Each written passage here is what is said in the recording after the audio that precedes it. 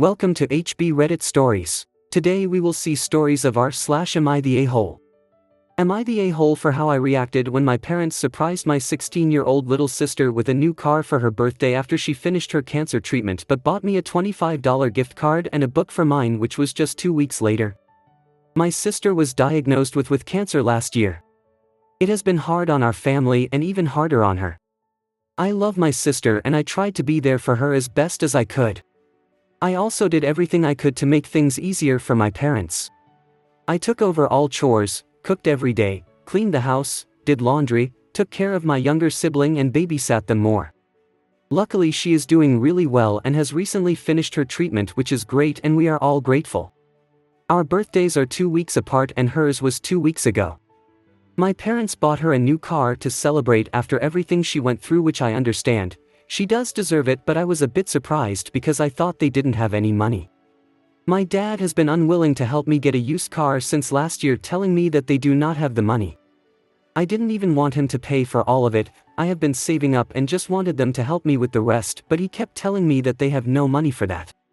Well, my birthday just rolled around and my parents bought me a book that I mentioned in passing and a $25 takeout gift card to a place I like. I thanked them, but they saw that I wasn't too thrilled and asked me what was wrong. I told them that while I appreciate the gifts, I thought that they were finally going to help me with the remaining $800 for buying the used car, seeing that they could now afford a new car for my sister. But that's when they accused me of being jealous of my sister, who had just gone through something very traumatic, and that I was trying to make everything about me and why couldn't just be happy for her. They said that at the end of the day I have a job and could just continue saving. Am I the a-hole? Top comments. Info: how old are you and what did you get for your 16th birthday? Opie replies: I'm 19. I got new headphones. Not the a-hole. It's not jealousy to feel undervalued. I understand your sister has been through hell, but siblings of sick kids always seem to get lost in the panic. It's entirely up to you, but if it were possible, I'd really talk to your parents about how this made you feel. You stepped up and took care of the household while never giving up on your sister. I think they're probably scared, and I get that the diagnosis changed everyone's lives, but if they continue to paint this picture of you in their heads that you're resentful and jealous, that can so negatively impact your relationship with them in the future. Not the a-hole. Yes, your sister went through a lot, but so did you. I understand that while she was going through treatment she may have gotten more gifts from friends, family, etc. But when giving gifts to you and your sister for birthdays, Christmas, etc., their values should be equal. This is very easy. I know because I have 2 daughters, and when my youngest was 4 she was diagnosed with a cancerous brain tumor. She went through surgery and treatment, and I never treated her any better than I treated her 7-year-old sister. Yes, she received about 15 stuffed animals from friends and family, and only one of those friends thought to get a stuffed animal for Brenda as well, and an aunt and uncle that bought tablets for both of them. When she came to the hospital to visit her sister, I took her down to the gift shop and let her select a stuffed animal. She didn't get 15, but she got 2, and she was happy with that. But when it came to their birthdays and Christmas, I always tried to make it equal. I love them both very much, and it was hard on both of them. I let my oldest know that I appreciated all her help and her patience, and I apologized that I was spending so much more time with her sister out of town and at the hospital. But that all changed when we came home after the treatment was over. Then I spent my time with both of my girls. Did your parents favor your sister before the cancer diagnosis? Your parents should be grateful for all the help you gave them while your sister was sick, helping around the house. I'm sorry they don't recognize that. One day you will find someone that will recognize you for all you are worth. Hang on to that person, and if your parents don't change, I would distance yourself from them. Keep the people in your life that appreciate you and all that you do. Not the a-hole. This would be the end of me helping out. Do your chores and move on. It's sad that your sister has to deal with cancer. But the gap between gifts is too much. And if you keep giving, your resentment will keep building.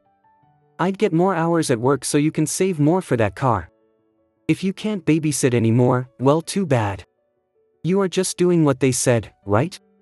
Also, I would study more in a quiet library or start volunteering in your community and so on.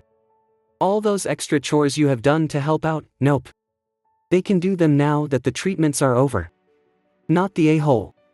This is a surefire way for your parents to create a situation where you resent both them and your sibling.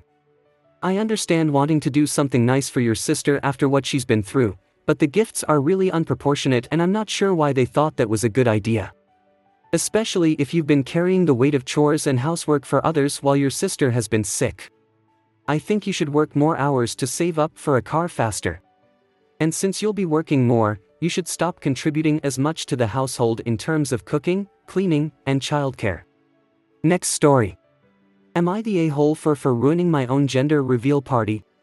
I'm pregnant with a baby boy due in November. My fiancé and I didn't care much about the sex of our child, so we didn't make too much noise about it once we found out. The only people we'd informed were our parents, their partners, and our siblings. Prior to this, my father's girlfriend of 3 years had been asking me about my plans for a gender reveal party. I've always been clear about not wanting one. When I announced my son's gender to them, she expressed disappointment that I hadn't changed my mind about a party. I don't like gender reveals. Never have, never will. I prefer baby showers, which I think feel more about the actual child. I never tried to hide that opinion either.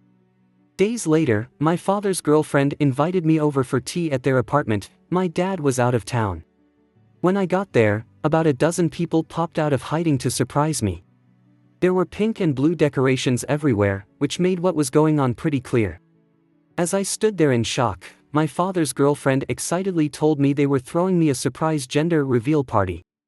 Since I'd already told her, she had taken it upon herself to order a cake with colorful frosting, decorate the apartment and invite a bunch of people over. The guests included her mother, whom I don't get along with, some of her friends, my mother-in-law, not my mom, and 4 of my friends. As I later found out, my mother-in-law and friends had been told I'd changed my mind about gender reveals. I had not. Still in the doorway, I looked over at everyone and said, "It's a boy. You guys can go home now." I left without looking back. Hours later, my father called me furious that I'd ruined the party. He said his girlfriend had put a lot of effort, money and love into planning it, and I should have shown respect and gratitude for it. Apparently, she hadn't stopped crying since I left. It's been almost a week, and they're both still upset. Even after I explained I never wanted that party in the first place, they're insisting I could have sucked it up for an hour, or at least cut the cake. Am I the a-hole? Top comments. Not the a-hole. This smacks of her trying to prove that she cares about you more than your mom, especially seeing as how either your mom wasn't invited or she turned down the invitation to respect your wishes. She doesn't seem to get that the way to prove she cares about you at all is to actually listen to what you want and don't want. Opie replies. I asked my mom, she confirmed she wasn't invited. According to my father's girlfriend, she didn't have her number. That's probably true, but I have no idea how she could have gotten my mother-in-law's. Not the a-hole. Dad's girlfriend sounds like someone who enjoys bulldozing boundaries. Wait until she expects to be in the delivery room with you. Opie replies. Our hospital will only allow me and my fiancé in. Thankfully, no one has asked us to be there anyway. Dear Dad, that's on her. I didn't want that party. I told everyone I don't want GR party. She invited her mother but not mine. Tell her to get her crap together and start respecting my boundaries. Not the a-hole. It wasn't your gender reveal party, it was her boyfriend's daughter's baby's gender reveal party. Nothing about that party was for or about you, so why should you feel gratitude for it? Next story. Am I the a-hole for not punishing my daughter for what she said? My husband and I are slightly more well off than my sister's family. Because of this, my parents do more for them than they do us. When it comes to gifts, my daughter, Maddie 7, get things from the dollar store while my nephews get whole Lego sets, iPads and even Disney trips. If my sister needs babysitting, they will drop everything for her last minute. If I need it, I have to give them a 2 weeks heads up as well as proper payment.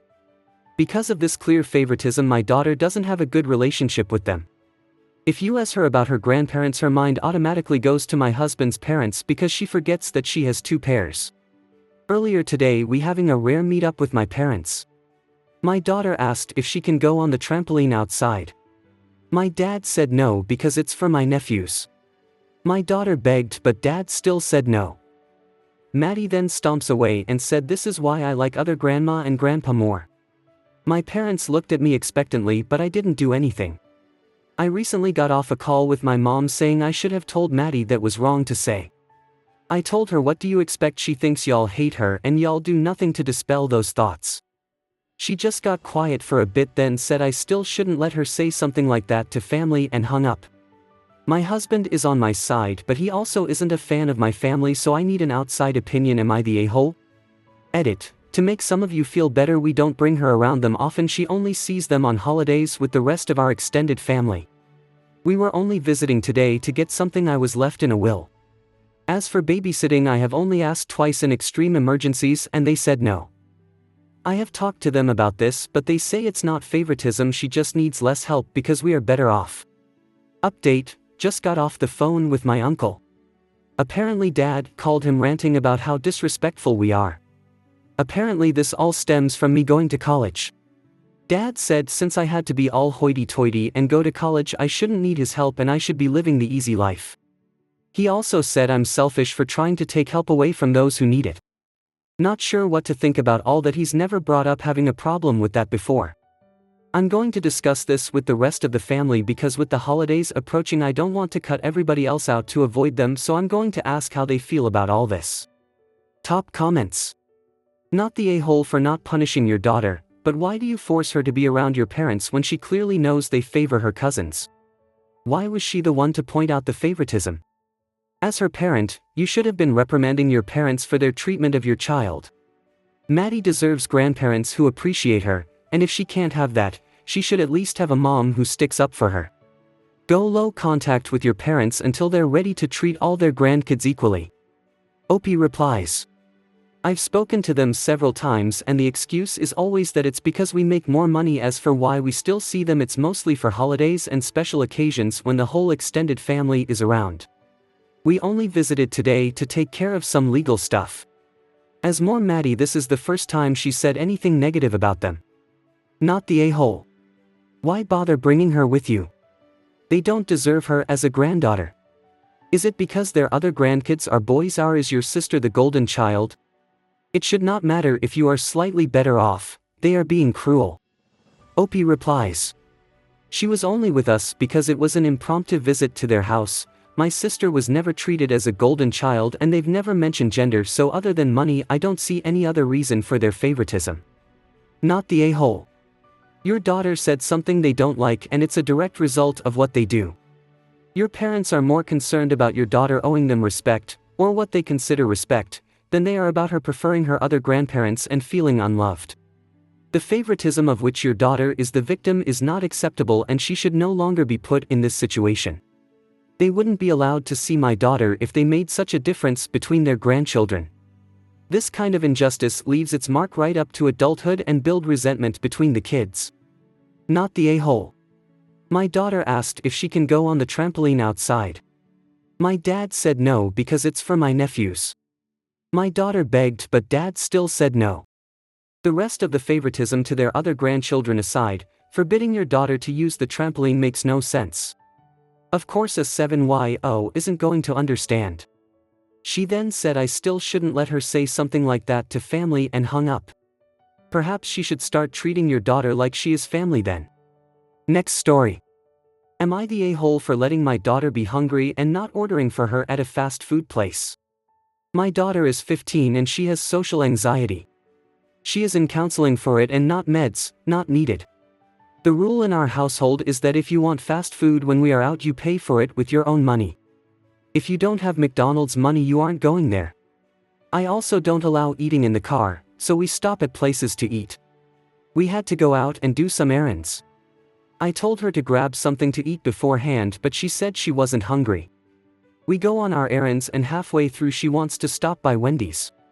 I pull in and tell her to go order. I will get a seat. She comes back a few minutes later and tells me she can't order. She doesn't want to talk to the cashier at the front of the store. I told her she needs to order and we will head out. She asked me to order and I told her no. We sit for about 10 minutes when I tell her it's time to go. She in short is pissed and my wife is also upset I didn't order for her. That I let her go hungry, I find this stupid. I didn't starve her for days, it was 4-hour outing. Am I the a-hole? Edit. For those asking, yes, her counselor has told us she needs to start doing this stuff on her own. This was low risk. She literally gave the example of ordering food without our help. I also ran through a script with her at the table, but she wouldn't do it. Top comments. Not the a-hole.